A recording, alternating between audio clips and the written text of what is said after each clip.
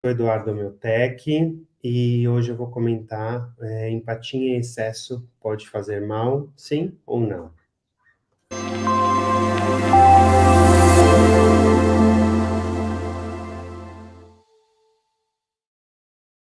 A empatia, ela é um processo que eu tenho, todo mundo tem na verdade, e a gente acaba estendendo, seja esse campo de energia, ou seja, o nosso comportamento. Então, eu me sensibilizo por algo que eu já passei em alguma situação na minha vida, e automaticamente eu me reconheço no outro que está passando pela mesma situação, e eu vou lá e tento ajudar de alguma maneira, né? O ser humano, naturalmente, ele não só o ser humano, os animais também têm um processo de empatia muito grande, né? Então, quando a gente vê, sejam as expressões de tristeza, de sofrer, de passar frio, a gente sabe o que o outro está passando, porque automaticamente a gente tem isso dentro da gente. Nosso corpo já passou em algum momento, o nosso corpo tem esse registro. A parte em excesso é quando eu quero que você faça o que eu acho que é correto, porque o caminho que eu concluí, o meu processo, eu quero que você siga o mesmo caminho.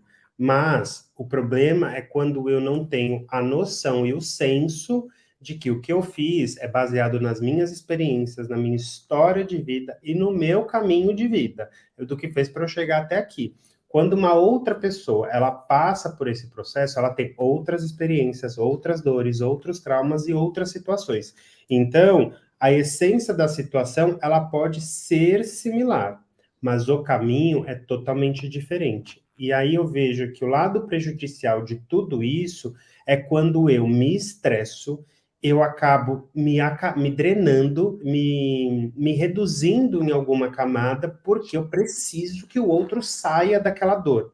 E às vezes é por uma dor que nem eu passei ainda. Então eu quero tanto que o outro dê certo, porque também é uma forma de eu conseguir validar. E às vezes está em mim, não está no outro. Às vezes eu preciso fazer isso por mim.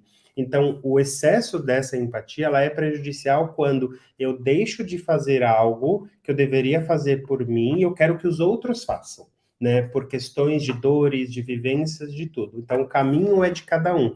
E aí, agora vamos pegar um pouco esse lado neurocientífico, é quando eu coloco essa carga de estresse muito grande dentro do meu corpo, então eu produzo muito estresse, então todo esse sistema desce para minha região onde concentra mais o cinza, onde esse estresse, né, liberação de cortisol, e tudo fica se acumulando lá, essa raiva, essa situação. O estômago também pega muito isso. Então a gente fica gerando essa raiva, gerando essa situação, aumentando o nosso estresse, o nível de cortisol, e a gente acaba aí sempre se colocando em situações tão desafiadoras que às vezes nem é pra gente, porque eu gero tanta energia para que o outro faça, mas a energia tem que ser gerada por ele, não para mim, porque o cortisol vai me dar uma energia para eu viver, para eu fazer. E como que eu vou gerar tanta energia se não sou eu que vou entrar no campo da batalha, vamos dizer assim? Então é ter esse cuidado, porque o excesso de empatia faz mal, sim. A parte forçada, eu vejo que quando você quer criar uma situação para que o outro precise de você, para validar a sua empatia. Então, por exemplo, a pessoa ela chegou só comentando algo, ela só comentou uma situação da vida dela, do que ela passou, às vezes ela não quer um palpite, ela só está falando. E aí você, com a sua empatia, algumas pessoas com a sua empatia em excesso, vai lá e fala e dá o pitaco para a pessoa do que ela deve fazer. Vai lá e acaba colocando situações para validar essa empatia. Então, empatia, ela é necessária para todo um processo de desenvolvimento. A gente sabe quando um amigo está triste, a gente sabe quando uma pessoa precisa de um abraço, a gente sabe quando a pessoa precisa, inclusive, do silêncio.